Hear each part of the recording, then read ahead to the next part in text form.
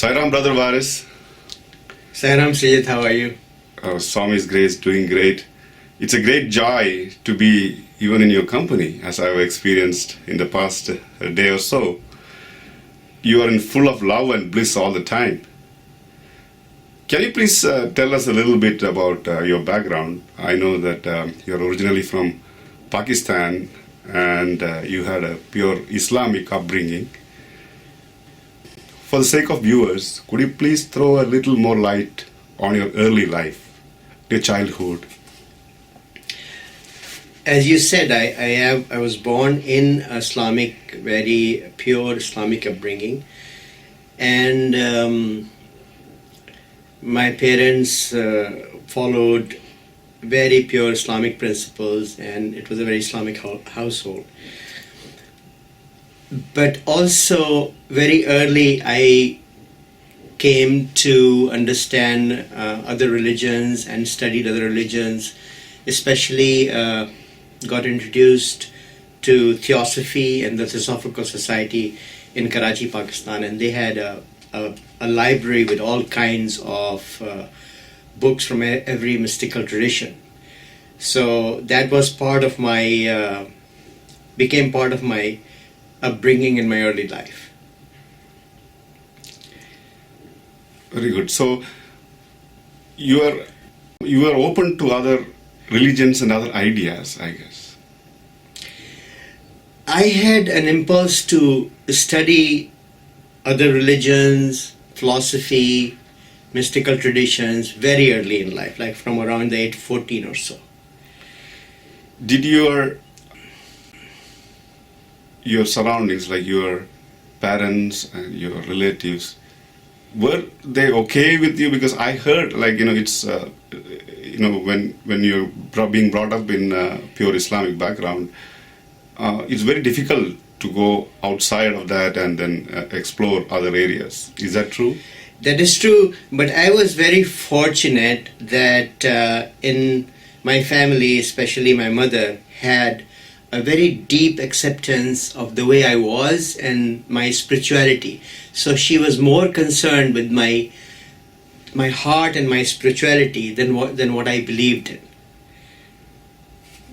And at what point of life you came to know about Bhagawan? Can you share that story with us? Yes, it's early. I was still a teenager, and I had already been introduced to Theosophy and the teachings of J. Krishnamurti, and I was very actively involved in trying to understand his teachings. And at that point, somebody introduced me to a friend who had some tapes of Swami, and they was given to me. Okay. And through those tapes, I encountered Swami and his incredible divine energy. And at that time, were you still in Pakistan? I was still in Pakistan, and I was a teenager at that point. And this friend of yours, was he into Swami? He was into Theosophy, and he was also a universalist. He had a very open approach to religions, and he was actually one of the managing committee members of the Theosophical Library in Karachi, Pakistan. See, I find your story really incredible. You know why? Because first of all, I have not met anyone other than you who is from a Sai devotee from Pakistan, that too an Islamic person who is a Sai devotee from Pakistan. Secondly, people hear Swami's voice in different ways, they don't get inspired and to believing that, okay, Swami is God. But you tell me that you just heard Swami's voice in a tape, and then you already realize that he is divine? Right. This is all past karma and dharma with God.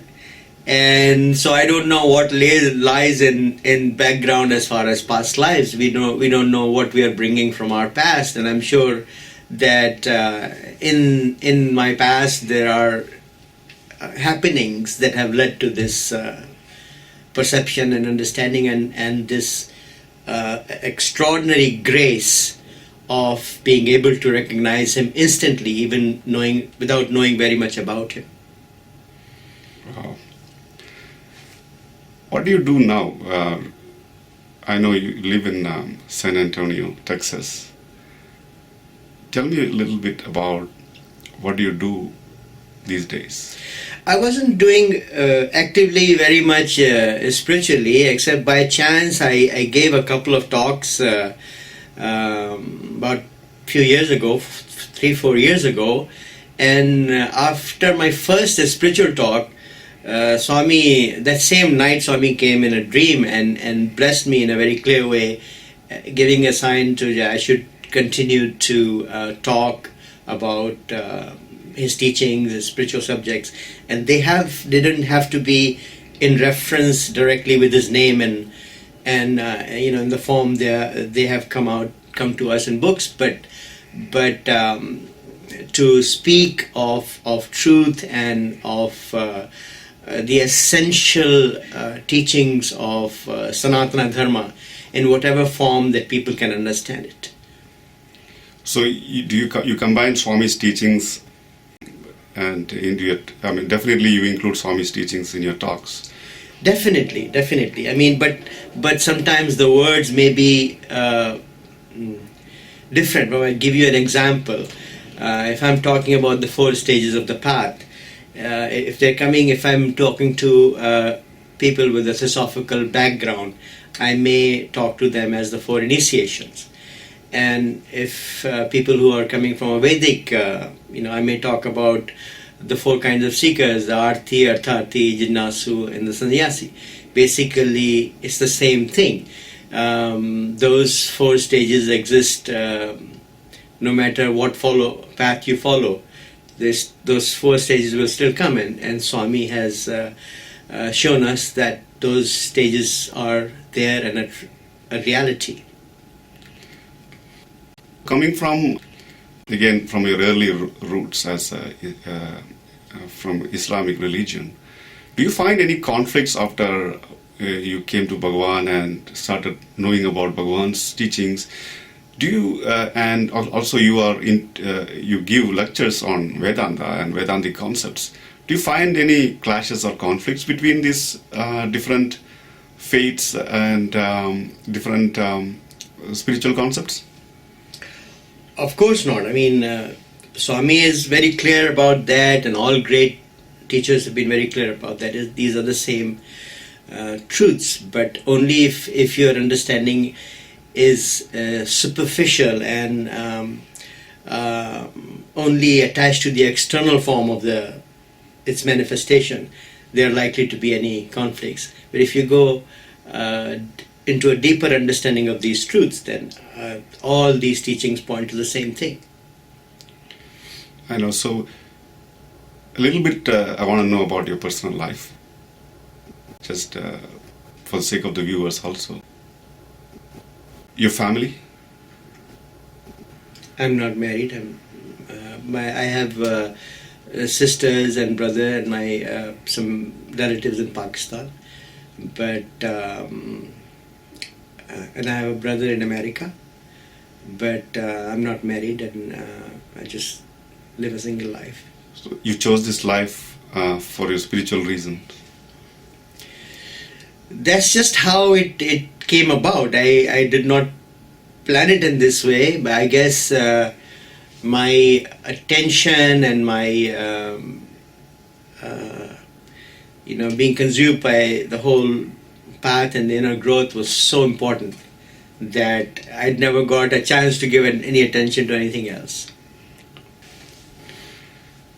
Very good.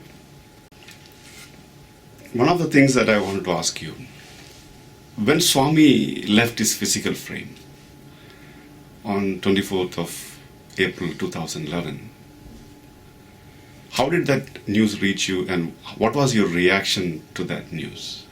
How did you react to that? All of us are both, no matter how deep your understanding of truths and how deep your connection with the divine, if you're living in a physical form, there is a three-dimensional aspect to your life. And so, of course, there was definitely a sadness that the form will not be here and I won't be able to see it. But over a whole period of a lifetime, also a perception of his true being and a meditation on his true being had been so powerful and so strong that very soon it again prevailed, and he had been there in dreams and in all kinds of responses that he gave to my call. For instance, if I have a question, I hold it in my head and I ask Swami, and he will immediately give an answer. So all those things remain. So his presence, in the way that I had experienced it from childhood, that always was and still is and will continue to be for the rest of my life. So it's really that's the most important thing. However, the presence of the avatar in the body is an extraordinary happening, and if Swami talked about those rishis who knew that Rama was going to come in 200 years, and it had been their time to leave the body, and so they did special penance and exercises to prolong their body for 200 years so they could just look at Rama once. Yes. So there is that part of connection to his form also. It is an extraordinary blessing to have seen and realize God in a human form. Have you been to Puttaparthi many times? Yes, many times. Have you got any interviews or any?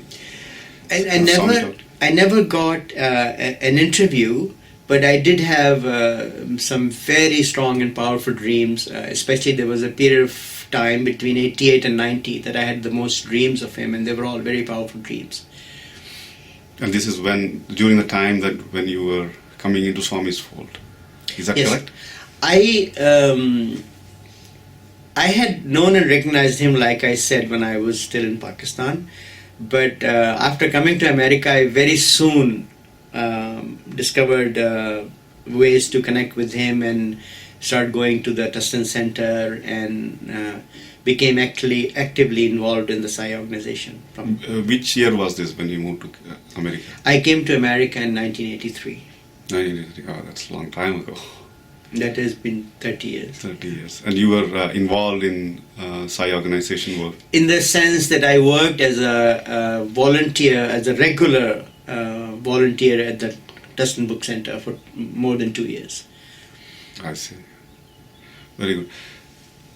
You talked a little bit about your experience when Swami left his body. Is that sadness has to be there? Has to be there, of course. Because, even though you could be highly spiritually advanced and things like that, you could be one with Swami, but still, when the physical form of the avatar leaves this earth, there has to be a certain sadness.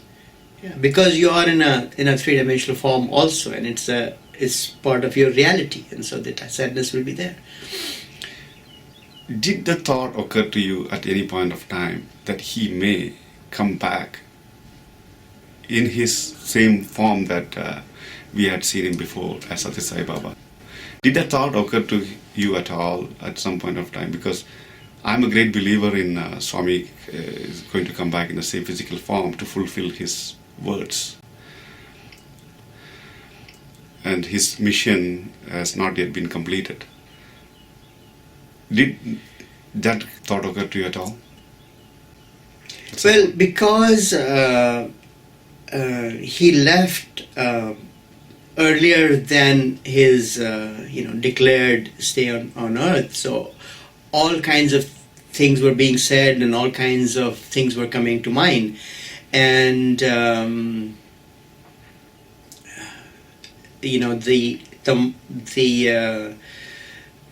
the mind was trying to understand, to resolve all these issues. And from the beginning there was some kind of talk, from some devotees, like Sathya Sai had said, and I had known about that he might come back, or he will come back. And so that had been there at the back of my mind, but I had not given it, it all did not come together until much later. Okay. So what was the trigger for that? That was reading about your book, as when a friend of mine sent me a PDF file of their book, and we both agreed that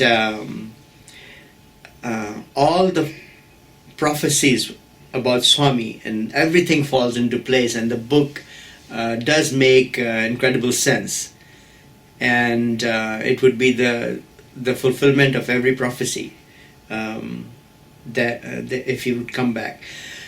And one of the very powerful things in my mind, one of the most powerful things, is the perception and the thought that in the days that he was in the hospital, the amount of prayers that had been done for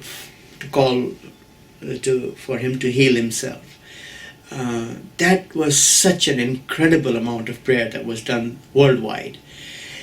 And that's a call gone to the Lord. And the Lord never fails the call of a devotee. I mean, to me, it's law. It's not a speculation. Mm-hmm. It's law. If you call on the Lord from your heart, He has to respond. Now, I ask, and I ask all devotees to think about that. Where is all that energy going to go? Swami has to respond in some way to the calls that were made, in a way that satisfied the heart of all devotees. And what could that way, how would that manifest? So this calling of these devotees, that Swami cannot ignore those. That's what your belief is. It's not. Swami will never do it. That is the highest impulse that the avatar acts on. That's how he comes into the world. That's how everything he does is out of that call. And this is too powerful of a thing for God to ignore. Everything else will fail if he fails in that. That is him. The avatar is the avatar because he has come on our call. The avatar does not come by on his own, because he would be violating the law of karma and destiny if he came on his own. He comes because he's called. Wow. I've heard your talks in YouTube. There is a few videos about your talk. Before even I met you, I've listened to those videos. And they all talk about very highly advanced spiritual concepts and being one with the divine and going beyond the form, Right. The fourth initiation, 7 rays. And these are really advanced Vedantic concepts. Right. And this talks about mainly like how to go beyond Swami's form, and you don't refer to Swami directly in your talks, Right. but that's the sense I got from these talks. Right. But the same token, I talk to many prominent devotees, and they keep telling me, why are you still after Swami's form? Swami's form is gone. Don't worry about the form again. Go beyond the form. But to me, it's not about my spiritual sadhana, my own sadhana going beyond the form. That is my spiritual journey. Right. That doesn't change no matter Right. what. Even when Swami comes back, that spiritual journey doesn't change. Right. Do you hold the same thought? do you feel any conflict with your spiritual journey and the idea of Swami coming back and thinking about the form coming back again? Do you find any difference there? For me, it's not any kind of wishful thinking or a projection of my mind.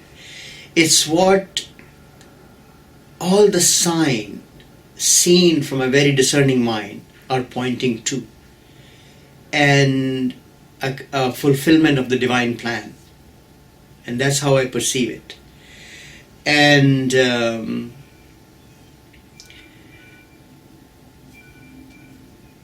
in his coming back, if that becomes the spur that finally brings the golden age, which he has pointed to, and we are all looking forward to that time, the golden age.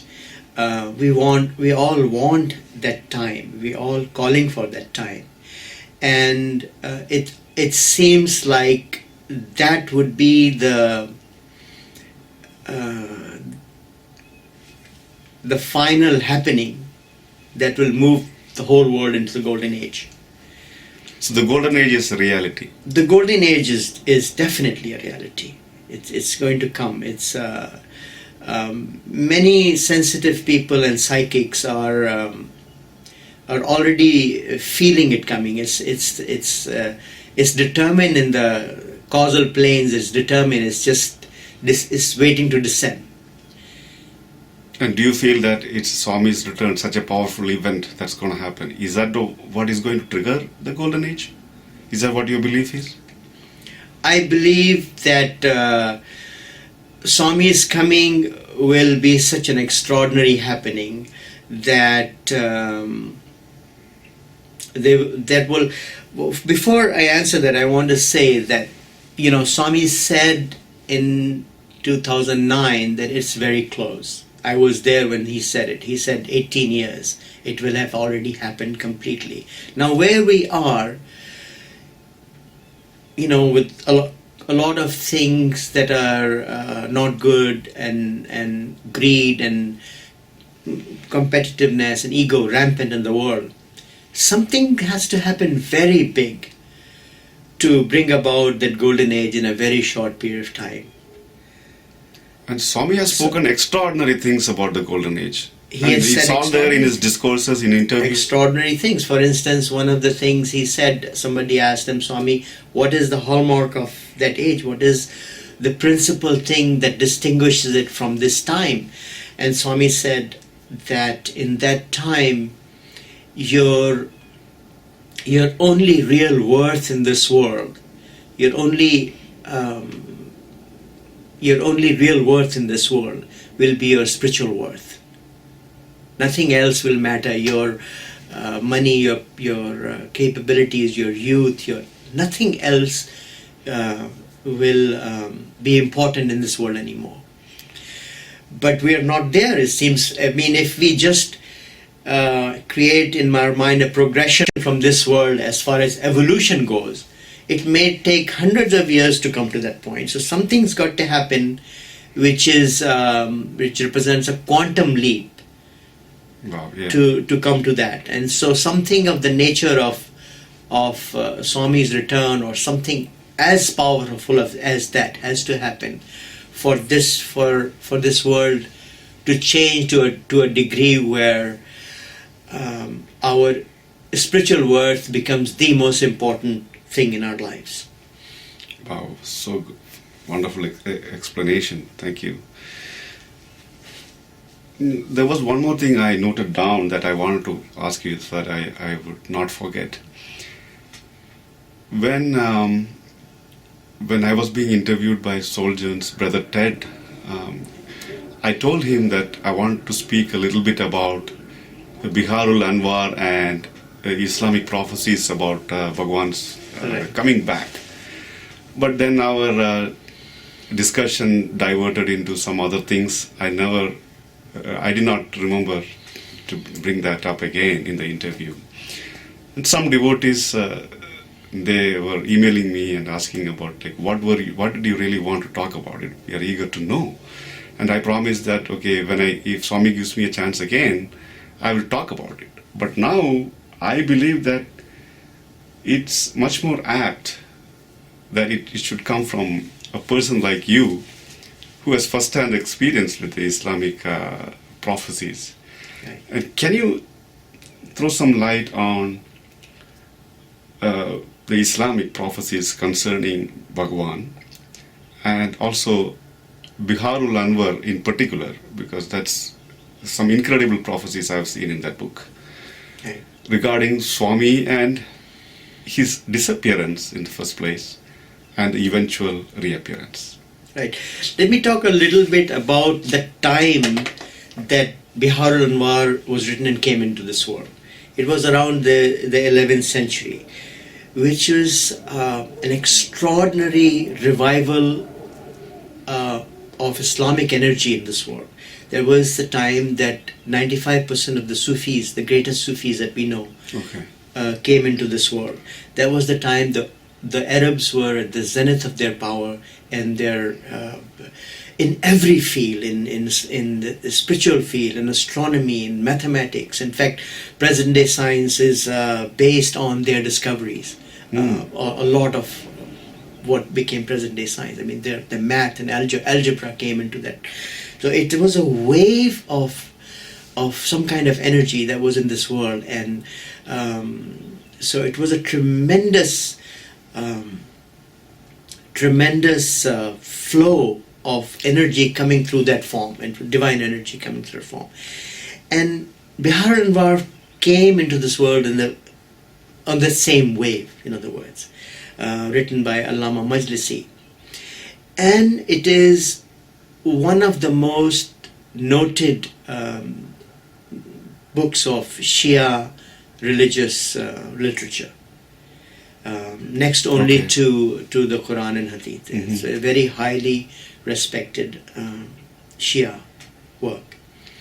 Now, the prophecies specific to Swami, with probably of all the prophecies, these are the prophecies that so accurately describe Swami and his return, and also his coming back, which you pointed out, you have brought out and reintroduced to the world.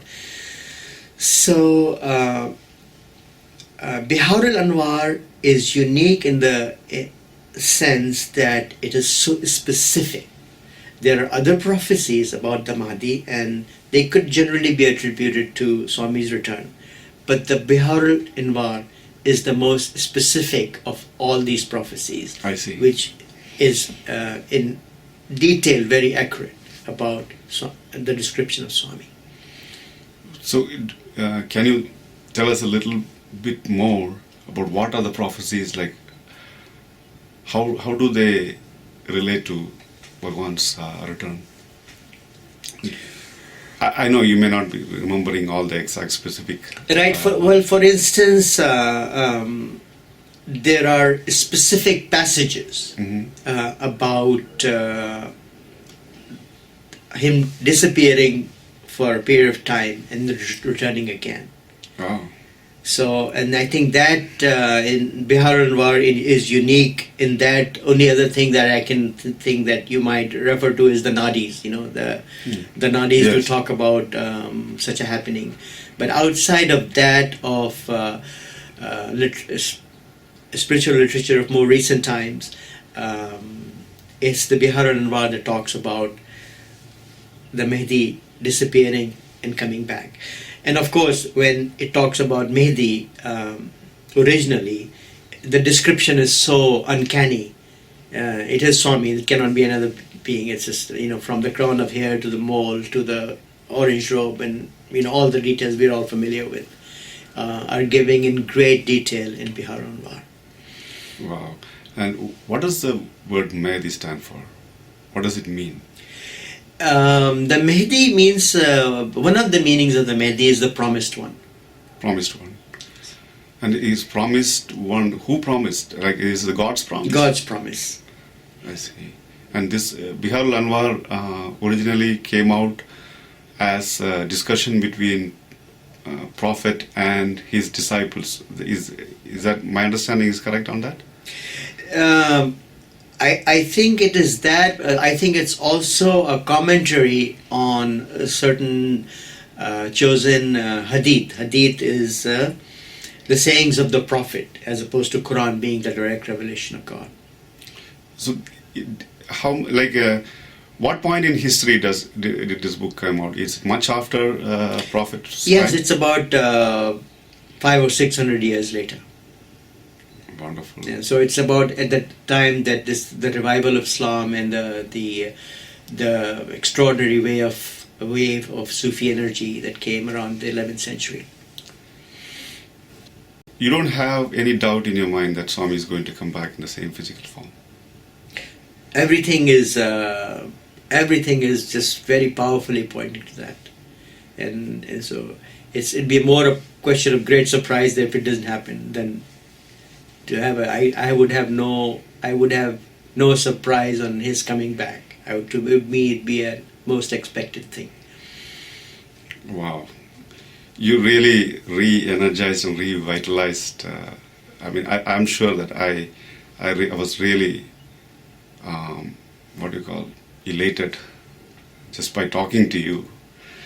Now, I just want to request you, before we finish this interview, I would like to request you. There are many devotees right now, many Sai devotees. They sternly believe that Bhagawan is going to come back. Right? What is your message to them, and what is your message in general to everybody, spiritually, and how to go about welcoming this golden age? Well, first of all, for anybody who might have any kind of a slight, negative thought about this whole thing, how can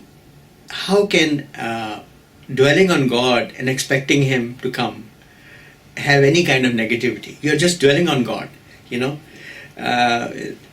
In all my talks, I come back to this mystic aphorism: energy follows thought. Whatever you dwell on, you create and you become. Mm-hmm. So if we dwell on God coming back, we're calling that energy in our life, and that will happen regardless. That energy will come into you. Those who are dwelling on His coming back, most of these people that I have talked to are very discerning and have meditative minds, have pure lives. They are not some people that I know to be easily deluded, and they have come to this perception after deliberation, much thought and understanding. So I think it's all in order and it's all moving as Swami willed it. And generally that the idea that the whole earth-shaking miracles that are going to happen, and it was already there in Swami's words much before he left his body, and it's already lying there hidden for those who really wanted to see it. That's the way I see it. I perceive it. What do you think about that? You think the same way too? Do you think the same? Yes, and amongst these people who have had these dreams, some of them are my friends, my closest friends that I know to be the purest souls, and some of them he may not point out that he's coming back, but he might say extraordinary change is coming, great glory is coming, great light is coming. And these are not Sai devotees. Are you talking about? I'm talking about Sai devotees. I'm talking about Sai devotees who've had dreams about some extraordinary happening, imminent happening in the world. Great change coming in this world. And such a great change can come only with something has to trigger this change. Right. And this great event, whatever it is that's going to come, is going to be as big as his return in physical form. Change the entire world as we see it today. That's correct. Yeah. Thank you so much, Brother Waris. It was a real pleasure talking to you today. Jai Sai Ram. Thank you for letting me share. Sai Ram. Sai Ram.